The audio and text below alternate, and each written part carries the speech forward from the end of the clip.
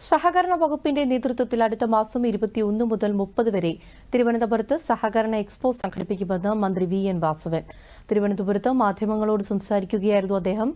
കഴിഞ്ഞ വർഷങ്ങളിൽ സംഘടിപ്പിച്ച എക്സ്പോയുടെ 3ാം പതിപ്പാണ് ഇത്തവണയും സംഘടിപ്പിക്കുക.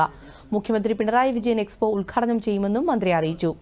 സംസ്ഥാനത്തെ സഹകരണ സംഘങ്ങളുടെ ഭാഗമായി 250-ലധികം എക്സിബിഷൻ സ്റ്റോളുകളും ഫുഡ് കോർട്ട്, പുസ്തക പ്രകാശനം തുടങ്ങിയ വിവിധ പരിപാടികൾ എക്സ്പോയുടെ ഭാഗമായി സംഘടിപ്പിക്കും.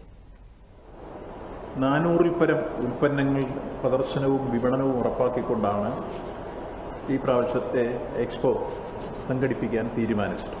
പുതിയൊരു ആശയപ്രപഞ്ചം തീർക്കാൻ കഴിയുന്ന രൂപത്തിലേക്കാണ് നമ്മൾ ഈ എക്സ്പോ പൂർണ്ണമായും പ്രയോജനപ്പെടുന്നത്.